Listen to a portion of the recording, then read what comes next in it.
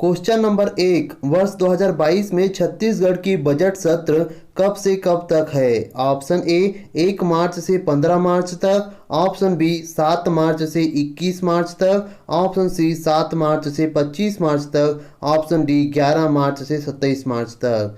इस क्वेश्चन का right answer होगा ऑप्शन सी 7 मार्च से 25 मार्च तक। छत्तीसगढ़ की पंचम विधानसभा का 13वां सत्र 7 मार्च से शुरू होकर 25 मार्च तक चलेगा। इस सत्र में कुल 13 बैठकें होंगी। इस सत्र की शुरुआत राज्यपाल के अभिवादन से हुआ। इसके बाद सत्र में वित्तीय कार्य के साथ साथ अन्य शासकीय कार्य को संपादित किए जाएंगे। वहीं बजट सत्र के लिए प्रश्नों की संख्या 1682 है, जिनमें से 554 तारांकित प्रश्न और 828 अतारांकित प्रश्न हैं। ध्यान आकर्षण की 114 सूचनाएं, स्थगन की 10 सूचनाएं, नियम 139 के तहत अवलंबित लोक महत्व के विषय की चर्चा के लिए 4 सूचनाएं, अशासकीय संकल्प की 7 सूचनाएं और शून्यकाल की 16 सूचनाएं प्राप्त हुई है। क्वेश्चन नंबर 2, राज्य सरकार ने लगभग 3 वर्षों में समर्थन मूल्य पर खरीदी के लिए लघु वनोपज की संख्या 7 से बढ़ाकर कितनी कर दी है?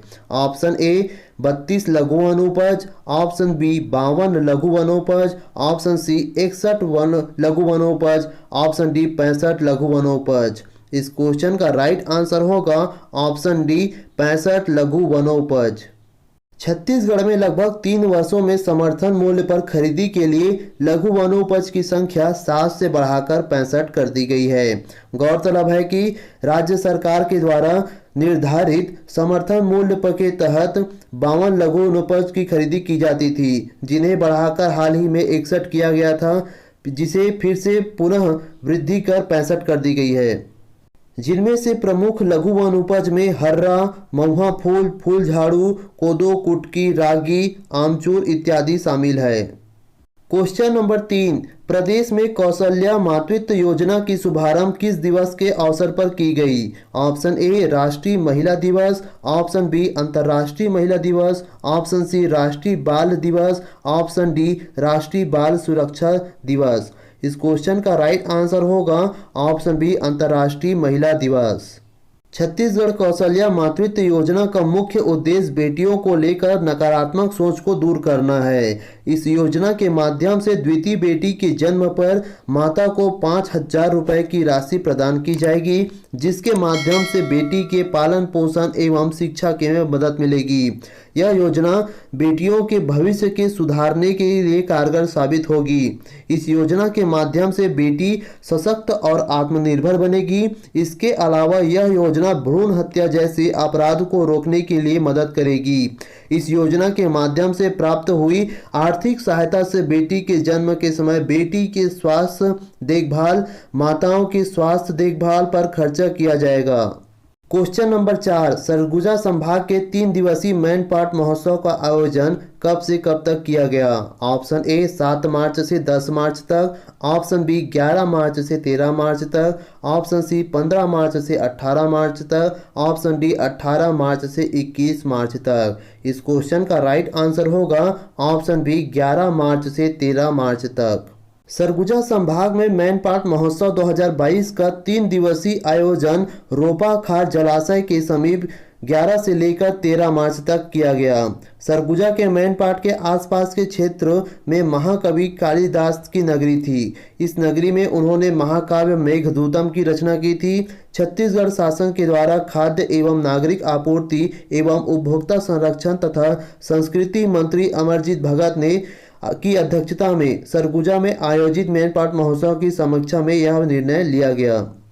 क्वेश्चन नंबर 5, हाल ही में छत्तीसगढ़ सरकार ने छत्तीसगढ़ स्टेट पावर कंपनी का पुनर्गठन कर किन्हीं 2 शाखाओं का विलयीकरण किया है? ऑप्शन ए विद्युत होल्डिंग कंपनी, ऑप्शन बी विद्युत ट्रेडिंग कंपनी, ऑप्शन सी विद्युत वितरण company, option D option A और बी दोनों। इस क्वेश्चन का राइट आंसर होगा ऑप्शन डी ए और बी दोनों।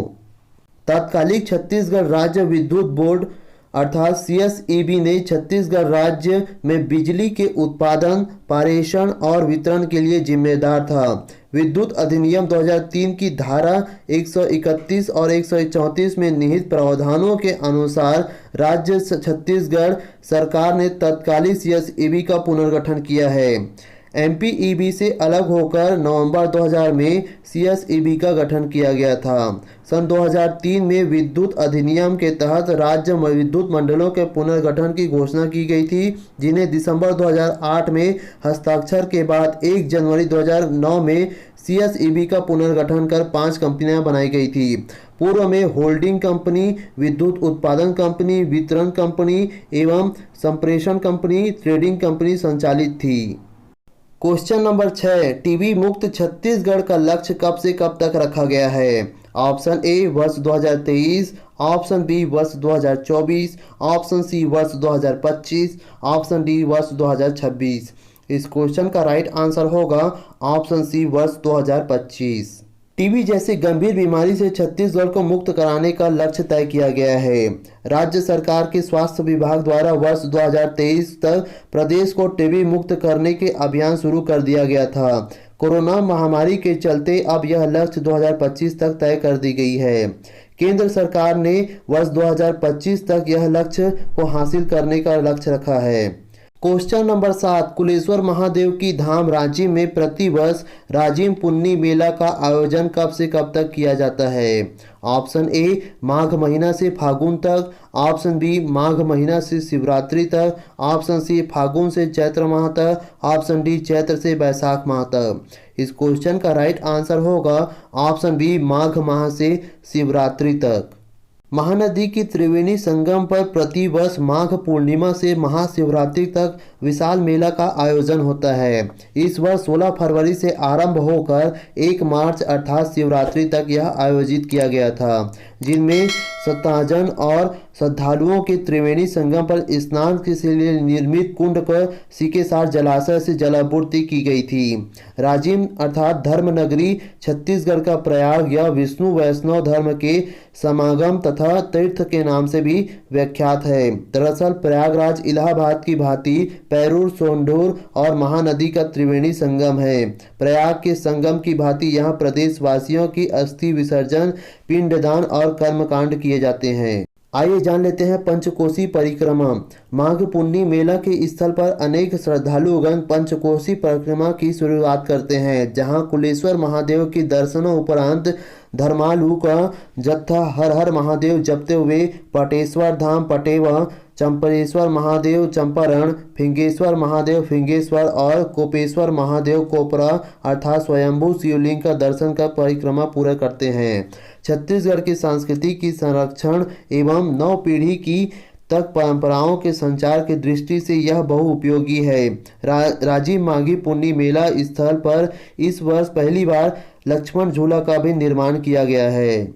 क्वेश्चन नंबर 8, मदनवाड़ा न्यायिक जांच आयोग के अध्यक्ष किसे बनाया गया था? Option A Justice Shambhunath Shrivastava, option B Justice Ramanna, option C Justice Prashant Mishra, option D Justice Ramchandran Menon. इस क्वेश्चन का राइट आंसर होगा option A Justice Shambhunath Shrivastava.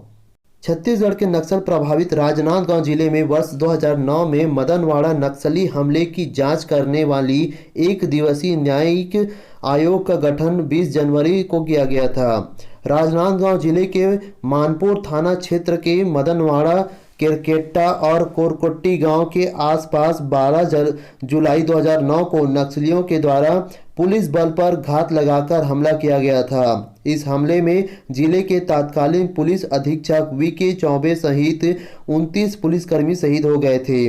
Chhattisgarh में 13 साल पुराने मदनवाड़ा कांड के न्यायिक जांच आयोग की शुरुआत की गई थी। न्यायमूर्ति शंभुनाथ श्रीवास्तव की अध्यक्षता वाली इस न्याय आयोग ने इस सूचना पत्र को राजपत्र में प्रकाशित करवा दिया है।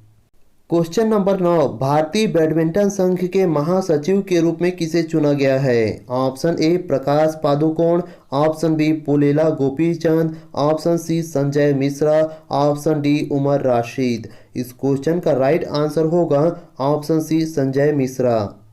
भारतीय बैडमिंटन संघ के महासचिव पद के लिए जूनियर टीम के कोच संजय मिश्रा को इस पद के लिए सर्वसम्मति से चुना गया है।